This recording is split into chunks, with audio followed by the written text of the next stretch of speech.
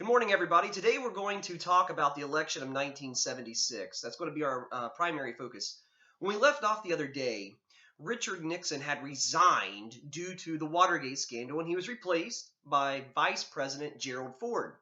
Well, if you remember, the interesting thing about Ford was obviously never elected to the presidency, but he was also not elected to the vice presidency.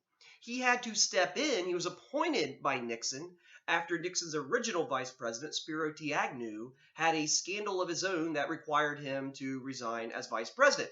So Gerald Ford has the very unenviable task of being a non-elected president. He also is in a very difficult situation following the Watergate scandal when people have lost confidence not only in the American government, but in Gerald Ford's own Republican Party that Nixon was the head of. So, going into 1976, there is a major weight around the neck of Gerald R. Ford, and that is the fact that he pardoned Richard Nixon for all crimes related to Watergate. Let me explain what that means. Every time Gerald Ford tried to do anything as president, Watergate would be brought up. Little example. He might take to the podium and say, today I've been talking with the Soviet Union about the Cold War. A reporter would raise his hand and say, well, what about Watergate? What about Nixon? So Gerald Ford realized that it was time to put Watergate completely behind us. So he gives Richard Nixon a full and complete presidential pardon for any crimes related to Watergate, meaning that Nixon can never be tried or convicted of a crime related to the Watergate break-in and cover-up. Well, historians have applauded Gerald Ford for such an action, but his contemporaries at the time saw it as maybe the wrong decision. They wanted to see Nixon pay for his crimes. So going into the 1976 election, Gerald Ford is going to have to deal with the pardoning of Richard Nixon. So the Republicans are going to meet in 1976 in August, I believe, at Kansas City to have their national convention. And Gerald Ford receives a challenge in Kansas City. And that challenge comes in the form of former California governor and former actor and future president, Mr. Ronald Wilson Reagan. Yes, at the convention, Reagan challenges Gerald Ford for the Republican nomination. Now, a lot of voting goes on, all sorts of stuff. It happens at conventions. See, this is back when political conventions actually mattered. And eventually, Ford edges out Ronald Reagan for the Republican nomination in 1976. But by doing so, Ford invites Reagan up on the stage at the end of the convention, and he says, I want to hear my good friend, Governor Reagan, say a few words. So Reagan steps up to the microphone.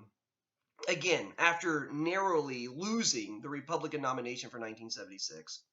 And off the top of his head, Reagan starts delivering a few remarks. And he starts talking about, in that wonderful Reagan way, about how he was driving down the coast of California the other day, and he was thinking about a letter he was going to have to write for a time capsule, and he was thinking about the future and the beauty of the mountains on one side, the ocean on the other. And then he started talking about how people one day are going to look back and say, thank God for those people back in 1976 who stood up for our freedom. And the whole auditorium in Kansas City at the Republican convention kind of goes silent. They're mesmerized by Ronald Reagan's speech. And a realization starts to set in. Maybe we nominated the wrong guy. Maybe Reagan should have been the 1976 Republican nominee. But it goes to Ford. And Ford immediately is trailing in the polls. I mean, the whole Watergate situation is killing the Republican Party. The pardoning of Nixon is personally hitting Gerald Ford really hard. Now, on the Democrat side, the Democrats react to Watergate by going with the biggest outsider they can possibly find. And that, of course, is a man from Georgia, governor of Georgia, Mr. Jimmy Carter. Jimmy Carter will be the Democrat nominee in 1976. So in 1976, the Democrats nominate Jimmy Carter. Now, who is Jimmy Carter? Well, first of all, let me reiterate the point that Carter is an outsider, which is what people wanted following Watergate. Carter is a very nice guy. Carter had been a somewhat successful governor of Georgia. Carter liked to sit around in cardigan sweaters by a fireplace and do his work. the American people are, kind of intrigued by the concept of a Jimmy Carter presidency. But that massive lead that Carter has at the beginning, by the time we get to Election Day, due to Gerald Ford's hard work, it had dwindled. And on Election Day, Jimmy Carter sneaks out a victory by 2 million votes. The official total is Jimmy Carter receives in the popular vote about 40 million votes of the American people, whereas Gerald Ford almost completes the comeback, and of course he gets 38 million votes, coming up 2 million votes shy. And the Electoral College numbers, 297 to Carter, 240 to Ford. So Gerald Ford almost comes back in 1976, but Jimmy Carter emerges as the victor because he is an outsider from Washington, D.C., he's not a Republican, and he is everything America is craving to get away from Watergate. But Gerald Ford might have a comeback up his sleeve. In 1980, will Gerald Ford be the vice presidential nominee of the Republican Party? Will he be a co-president? We'll have to wait and see, because that's going to be a decision that will ultimately be made by Ronald Reagan, the 1980 Republican Party nominee. Now, we're going to talk later about some of the issues going on in the Carter presidency. It's short, it's one term, but Jimmy Carter's presidency does matter, as all history does. But I want to leave you one more thing about 1976. Two things, actually. 1976 was America's Bicentennial, its 200th birthday.